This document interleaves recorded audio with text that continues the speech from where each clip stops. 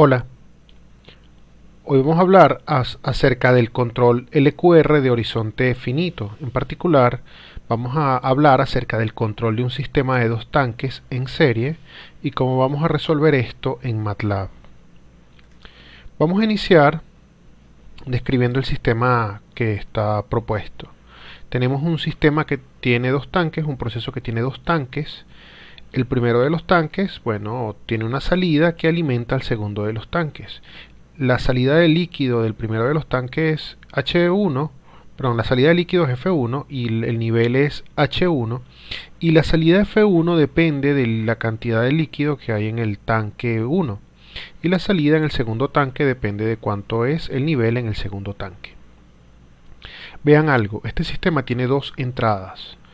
Es un poco confuso en el área de control que las entradas sean físicamente salidas. En el caso de la primera entrada es físicamente una entrada de flujo que se llama FI, y hay una salida que es extraída por esta bomba del primer tanque que se llama F0, y esa cuenta como una entrada, pues esa entrada modifica el valor del nivel. Bueno, entonces el modelo de esta planta está descrito por este par de ecuaciones diferenciales. La derivada de primero de los niveles de H1 está dado por esta expresión. Esta es una expresión linealizada porque el modelo es no lineal intrínsecamente. Y la variación del nivel 2 está dada por esta ecuación diferencial. Esto es un modelo en variables de desviación. Es decir, que se supone que el punto de estado estacionario vale 0, o que se hacen unos cambios para que las variables tengan el valor de 0 cuando se encuentran en el punto de estado estacionario.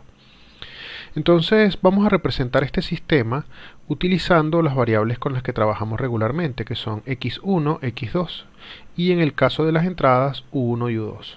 Si describimos ese mismo sistema llamando u1 a la entrada F0, perdón, sí, a la entrada F0, y FI a la entrada U2, entonces podemos escribir este sistema de ecuaciones diferenciales de forma que podemos utilizar una expresión matricial. Digamos que la expresión matricial está dada por los coeficientes, esta es la matriz A, esta es la matriz B, y sabemos las condiciones iniciales a las que está arrancando este sistema, es decir, el nivel 1 tiene 0.1 metros por encima del punto de estado estacionario y el nivel 2 0.1 metros por encima del punto de estado estacionario.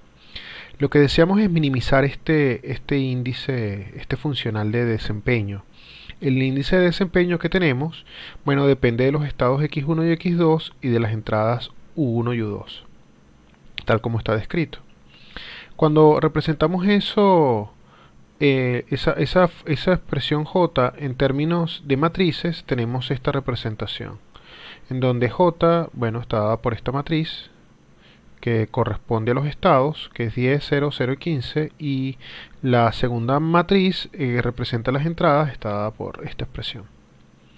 Luego, podemos identificar directamente quiénes son las matrices Q, R y F. Q, R y F, por supuesto, definen quién es el funcional del problema de control óptimo LQR en horizonte finito. En este caso, F es una matriz que tiene únicamente ceros porque no aparece en el funcional, R es esta expresión y Q es esta matriz.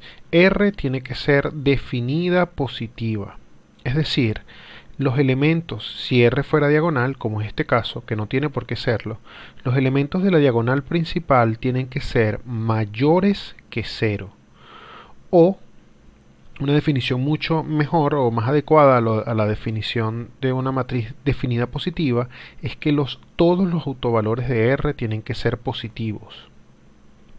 Q y F, en cambio, no tienen por qué ser definidas positivas, pueden ser semidefinidas positivas. Es decir, que sus autovalores no pueden ser negativos, o sea, tienen que ser 0 o mayores que 0. En este caso, Q es definida positiva, pero bueno, pues una de las posibilidades, si Q es semidefinida positiva y elegimos una definida positiva, se satisface, y F es simplemente semidefinida positiva. Para resolver el problema de control óptimo necesitamos resolver la ecuación diferencial de Riccati. Para resolver la ecuación diferencial de Riccati, bueno, esta es la expresión que tenemos. Esto es una ecuación diferencial, no lineal, como ya hemos comentado antes. Y es necesario resolverla con una condición final en vez de una condición inicial. La condición final es que P, que es la incógnita, evaluado en el punto final, tiene que ser igual a la matriz F evaluada también en ese punto final. En este caso, nuestro P en el punto final va a ser 0, porque ese es el único valor de F. F es una matriz constante, pero podría ser variable. Cuando conseguimos esa matriz P, podemos hallar la ley de control. La ley de control está dada por la matriz R inversa, la matriz B, que corresponde a la matriz de las entradas, y la matriz P. Pero P depende del tiempo porque pues, es la solución de una ecuación diferencial, y eso va multiplicado por los estados.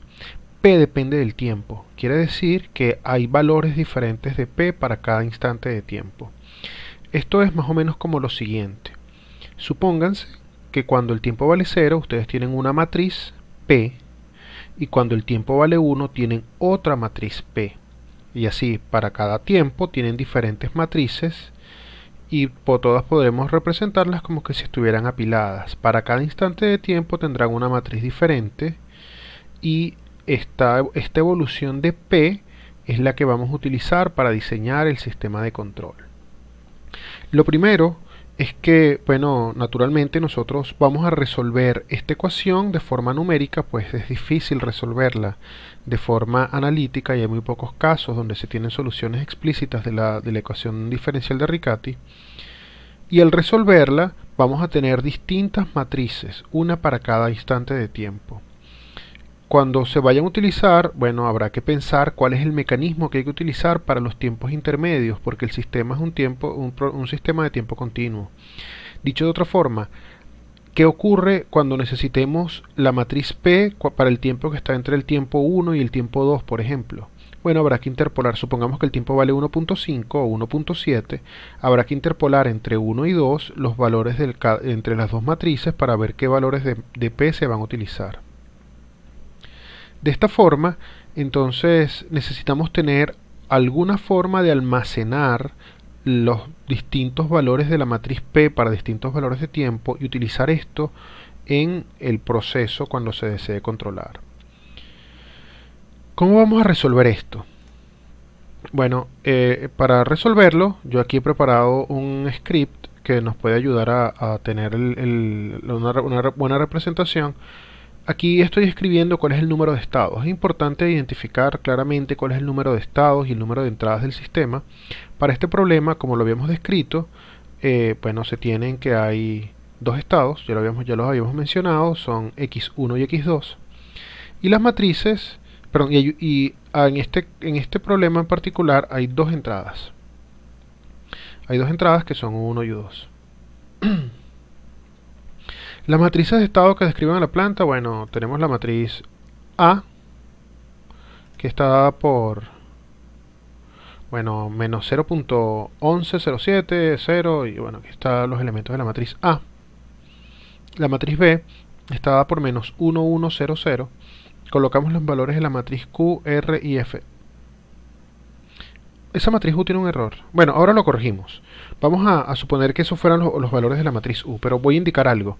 Aquí dice 0.1 por U2 más U1 al cuadrado. Debí haber cambiado estos de posición y poner U1 al cuadrado más 0.1 por U2. Luego este coeficiente debería ser 1 y este debería ser 0.1. Pero vamos a dejarlos como están, pues tenemos un software que nos puede resolver esto en distintos puntos y podemos modificarlos eventualmente. Pero dentro de un instante voy a cambiar entonces los valores de R para los que corresponden al problema verdadero. Luego colocamos los valores de Q y de R, como indiqué, ahí está la matriz Q y está la matriz R, y colocamos la matriz F, que como no aparece, es una matriz de ceros. Pudimos haber utilizado otro comando para escribir esta matriz, que fuera mucho más sencillo de representar en MATLAB. Luego, tenemos que identificar cuál es el tiempo final del funcional. El tiempo final del funcional es 100. Vamos a arreglar eso. Y luego vamos a intentar utilizar la solución numérica de la ecuación de Riccati diferencial. Para ello, he creado dos programas. Debemos resolver la ecuación diferencial. Esto nos va a dar los valores de t, de los que mencionaba aquí hace un instante, y nos va a dar los valores de P, que son las distintas matrices. Pero también, como, bueno, tenemos P11, P12, P12 porque esta matriz es simétrica, este P12 y este P21 son esencialmente el mismo valor, y P22. Entonces, nosotros podemos escribir esas soluciones de forma vectorial, es decir, colocar este P11, P1, todos los valores de P11 para distintas unidades de tiempo en una sola columna, y luego los distintos valores de P12 y de P21 y de P22 en una sola columna. Este programa me devuelve ambos valores, depende de cómo se quiere implementar en Simulink, que es lo que vamos a hacer nosotros a continuación. Y bueno, me devuelve P y PB, no vamos a utilizar PB, pero es interesante tenerlo. Y luego queremos utilizar esos valores para una simulación dinámica. Para utilizar esos valores en la simulación dinámica debemos utilizar una estructura de datos que, bueno, tiene esta forma. A la variable, como sea que la llamemos, le tenemos que agregar una definición, un campo que se llama tiempo o time específicamente, un campo que se llama signals, y ese campo debe tener un campo que se llama values, que en este caso van a ser todas las matrices P, y otro campo dentro de signals que se llama dimensions. Esas dimensiones tienen que indicar de qué tamaño es esta matriz P de la que estamos hablando.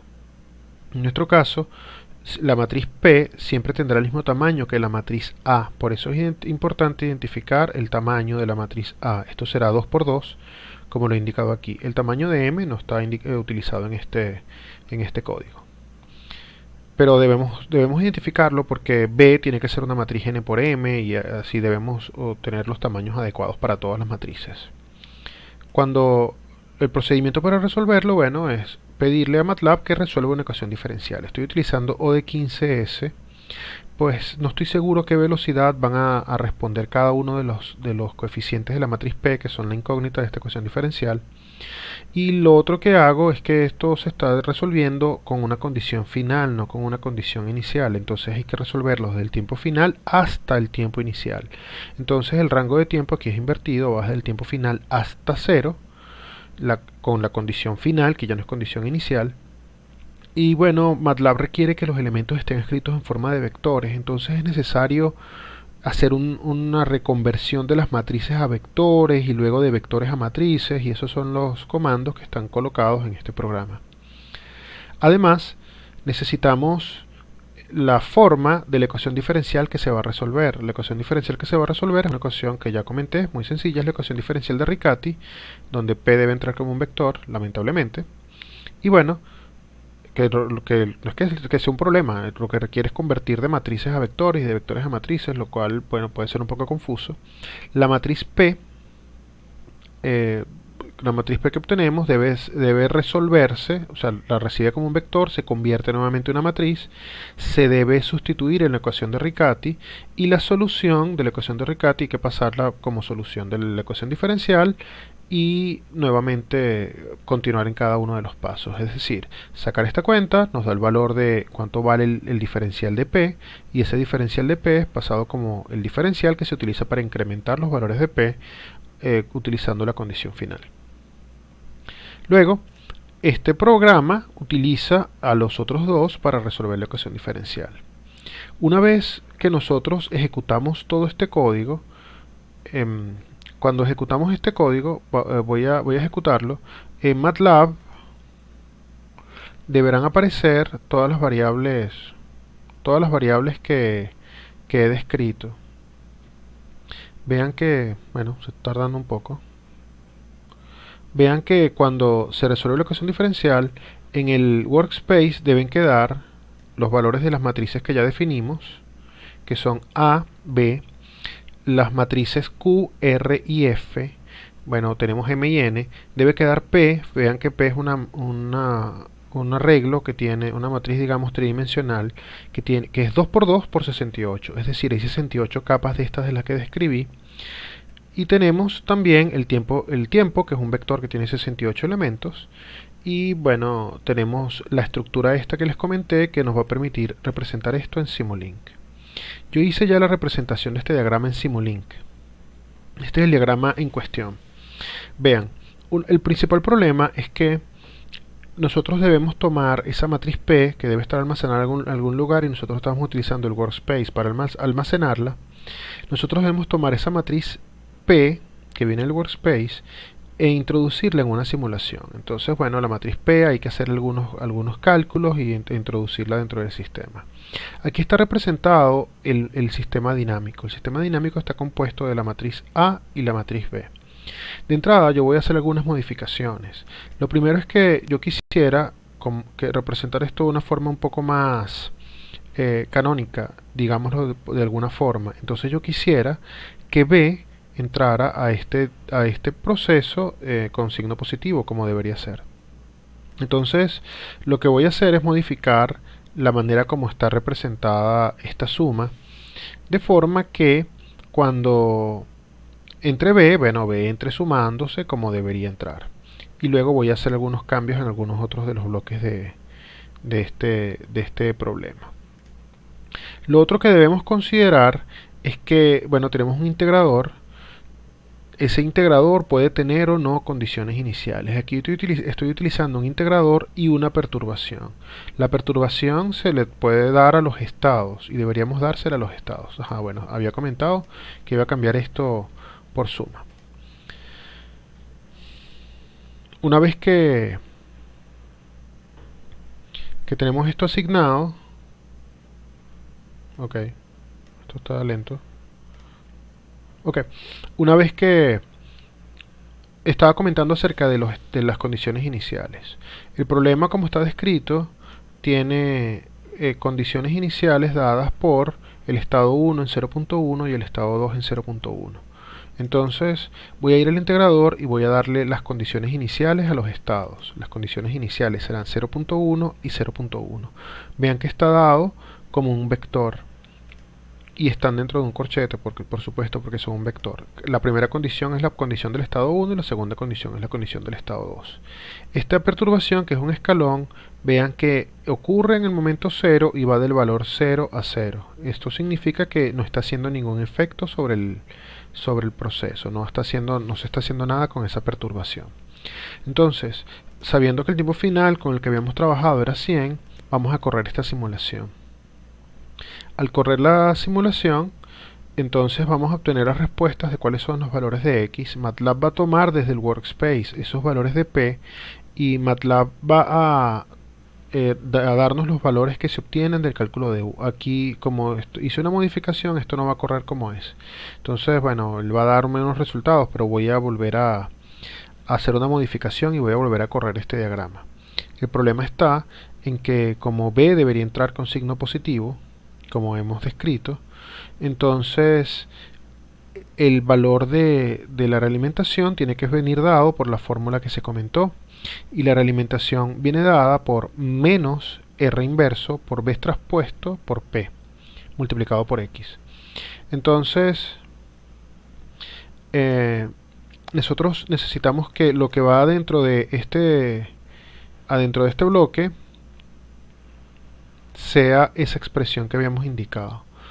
Vean, por aquí viene X y X se está multiplicando matricialmente con P. Es necesario que la matriz P entre por el bloque, por la entrada superior, porque debe multiplicarse por la izquierda en vez de por la derecha. Debe multiplicarse por la izquierda, perdón, sí, la matriz X debe estar multiplicado por la izquierda. Bueno, entonces había indicado lo siguiente. Lo que había indicado era que la U debe ser menos R inversa por B traspuesta por P por X. Vean que X está por la izquierda y luego lo que está a la izquierda de X es P y luego lo que está a la izquierda de P es menos R inversa por B traspuesta. Entonces esto debería tener al inicio un signo negativo. Menos la inversa de R por B traspuesta. Y necesitamos, bueno, en este bloque, lo primero que entra al bloque de multiplicación está a la izquierda y lo segundo que entra está a la derecha en la multiplicación. Como es una multiplicación matricial, entonces bueno, debemos mantener el orden como van a entrar los elementos. Para crear el bloque de multiplicación matricial, esto es simplemente un bloque de producto en donde se seleccionó que la multiplicación fuera de tipo matriz y no elemento-elemento. Una multiplicación de tipo matriz. Ok, entonces habiendo hecho los cambios que he mostrado, si ustedes quieren pueden cambiar estos bloques y ponerlos un poco más grandes para que se vea cuál es el elemento que hay adentro. Por lo menos aquí debería decir B por U, como en efecto está ocurriendo. Aquí va a decir A por U. A, bueno, la U es la entrada, que son los estados. Entonces se nota que es el bloque A.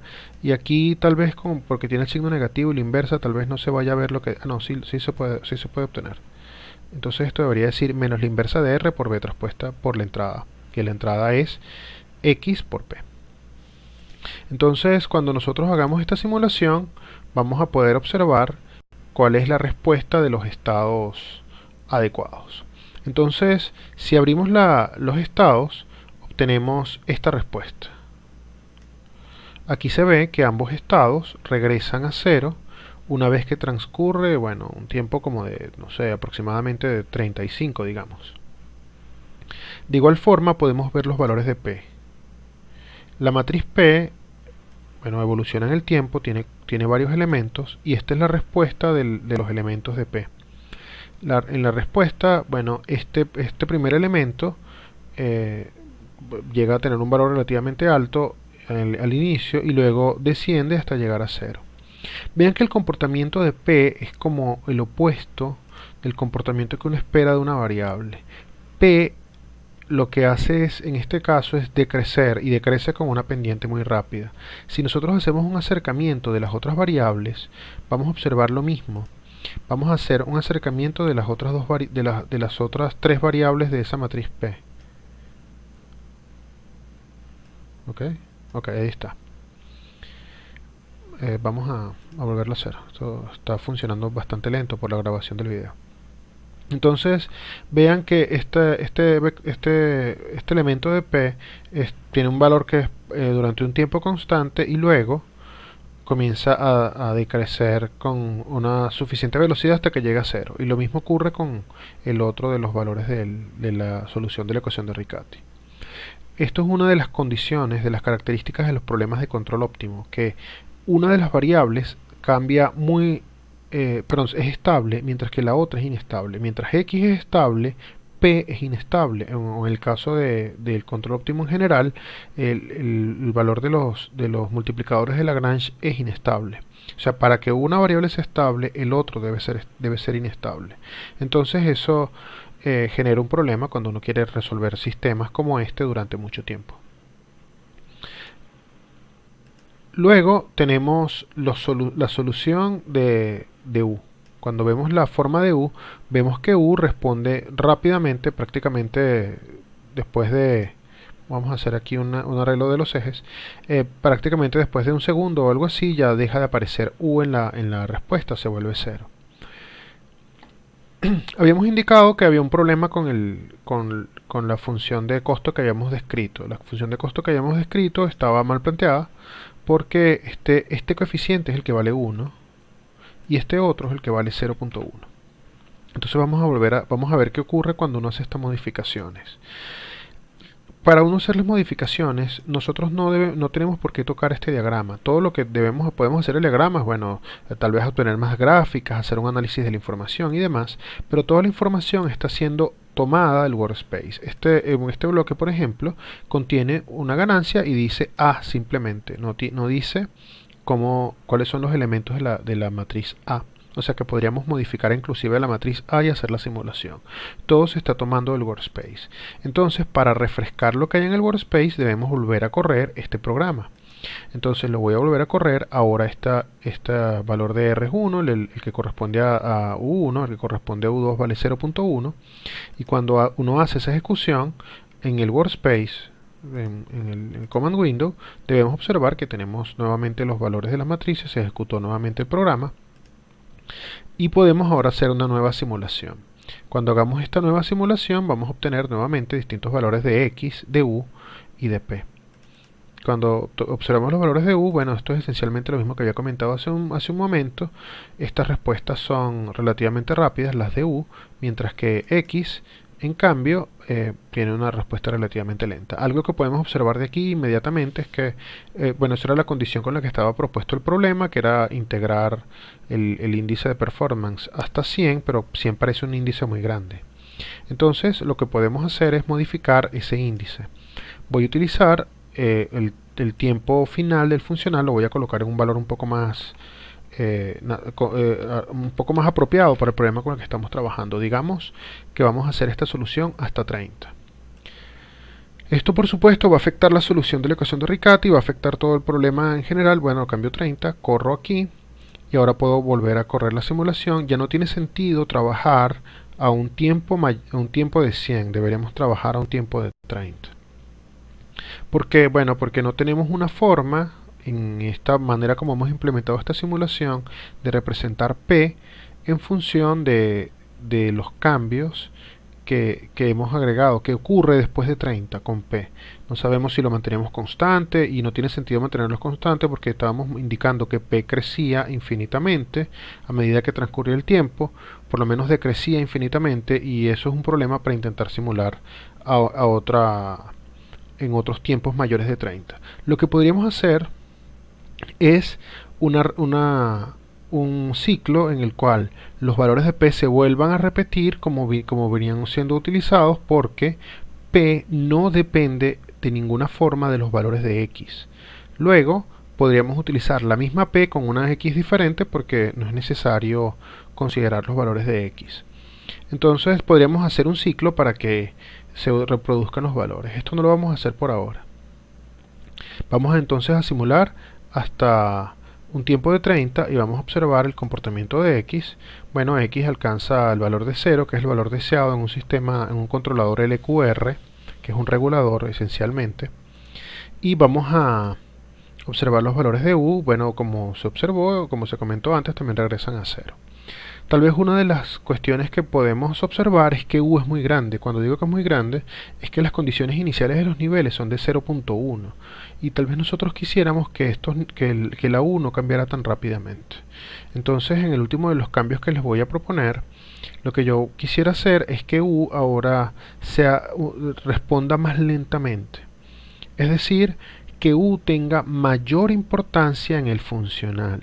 Dicho de otra forma, yo quisiera que este funcional J, cuando U sea grande, esta integral sea más grande. Entonces, para lograr que cuando U sea grande, la integral sea más grande, lo que debo hacer es incrementar los coeficientes de U. Los coeficientes de U están relacionados con R. Entonces yo lo que debería hacer es incrementar los valores de R. Yo voy a incrementar estos valores de R de forma un poco exagerada, los voy a multiplicar por 100. De forma que eso garantice que U no pueda tomar valores grandes, digamos de 1 o de 2, sino que tome valores más pequeños o más conservadores para el control. Entonces, al ejecutar este programa, podemos luego implementarlo o simularlo en nuestro diagrama de bloques de Simulink. Y al hacer la simulación, vamos a observar que en efecto los valores de U ahora ya no son tan grandes como en el caso anterior. Es más, vean que esto llega a 0.02 y esto llega a menos 0.14. Además, como ahora no son tan grandes, estos valores van a cambiar con menor brusquedad, no van a regresar a 0 tan rápidamente. Y de la misma forma, los valores de X ahora tendrán un comportamiento diferente, ya no llegarán a X con la misma velocidad, porque están afectados con la forma como se comporta U. Dicho esto, nosotros podemos utilizar la relación entre los valores de los coeficientes de R y de Q, y por supuesto de F, para obtener una mejor forma de la respuesta de control deseada. De igual manera, podríamos también modificar cuánto vale el tiempo final para obtener una solución mucho más aceptable de nuestro problema. Hasta luego.